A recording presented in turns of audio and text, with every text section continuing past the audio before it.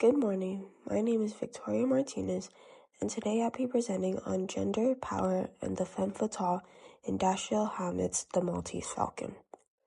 My presentation uses Veronica Pitakova's article, Clash of Desires, Detective versus Femme Fatale, as a guiding framework.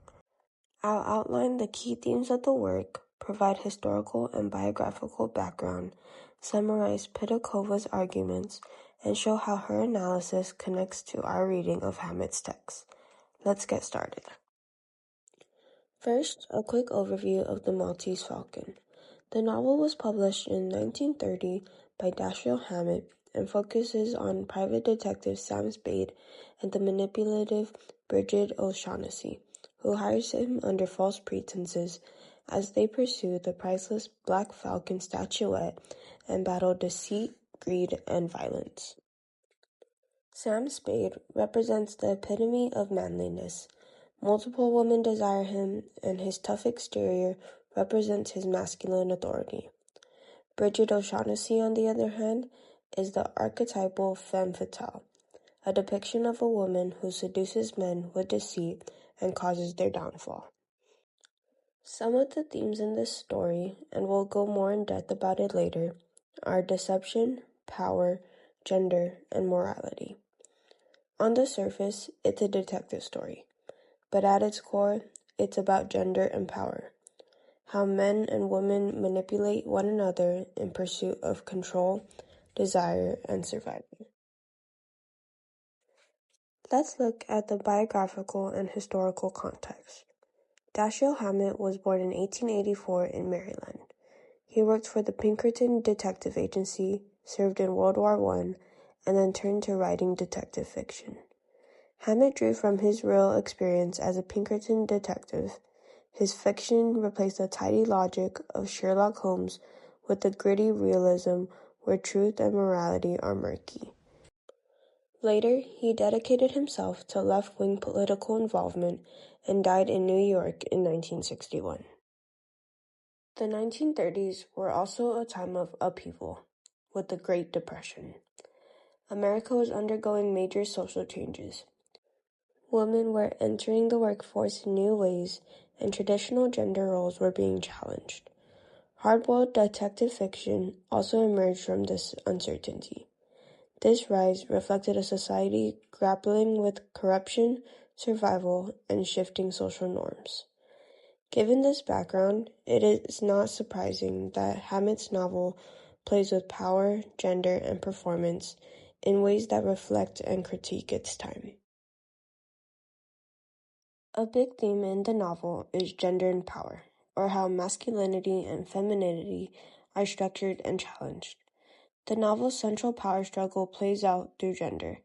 Sam Spade's identity as the tough, emotionalist detective depends on suppressing vulnerability, especially to women. Bridget O'Shaughnessy represents the femme fatale, a woman who uses charm and deceit to gain power in a patriarchal world. Her weapon is sexuality, and she uses it for seduction. And in this case, her target is Spade's control. Hammett also blurs moral boundaries. Spade lies, manipulates, and even uses violence. Bridget's lies mirror his own. Both of them are performing. One the masculine hero, and the other the seductive survivor. In this sense, The Maltese Falcon is not just a detective story, but a battle of performances shaped by gendered expectations. Now, we will turn to Veronica Pitakova's article, Clash of Desires, Detective versus Femme Fatale. In her 2012 article, Veronica Pitakova argues that classic hard-boiled fiction dramatizes a collision between male and female desire. The detective's desire is for order, truth, and mastery. He must maintain control and avoid emotional entanglement. The femme fatale's desire is for freedom, wealth, and autonomy. She resists control through manipulation and sexuality. Pitakova calls this the clash of desires. She describes the detective as embodying a masculinist fantasy, a man who resists female power to reaffirm his own authority. Meanwhile, the femme fatale personifies male anxiety. She represents what men fear and crave at once. Some of the key terms Pitakova uses include desire, power, masculinist fantasy, and moral code.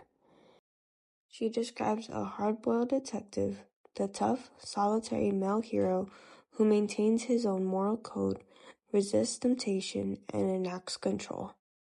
Additionally, she uses the femme fatale, the alluring, dangerous woman who uses sexuality and manipulation to exert power. According to Pitakova, the Maltese Falcon perfectly captures the standoff between Bridget's seductive deceit and Spade's detached self-control. Understanding these terms help us see how the novel plays out gender and power as conflict. Let's apply Pitakova's ideas directly to the novel. Bridget O'Shaughnessy embodies the femme fatale as a strategy. She lies about her name, motives, and emotions, all to secure her own survival. In Pitakova's terms, she is, quote, a woman who seduces, exploits, and then destroys the man under her lure, unquote. Sam Spade, meanwhile, is defined by restraint. His toughness hides vulnerability. He dominates conversations, mocks Bridget's emotions, and controls the narrative. Reading the novel on its own, we might view Spade as the archetypal detective hero. But through Pitakova's lens, he becomes a man trapped in a gendered power game. His dominance is built on repressing emotion and punishing females. Their final confrontation perfectly illustrates Pitakova's clash of desires. Bridget pleads for love and mercy, but Spade hands her over to the police for killing his partner, re-establishing his control. Yet, Hammett complicates this. Spade doesn't just win triumphantly. He ends up alone and without love. This suggests that masculine control is not as stable as it seems. This makes the Maltese Falcon a critique of masculinity itself, showing how power and detachment isolate rather than empower. Together, the novel and article show that noir's fascination with crime is also a fascination with gender. Who gets to act, who gets punished, and how desire shapes power. Pitakova situates this power dynamic in its cultural context.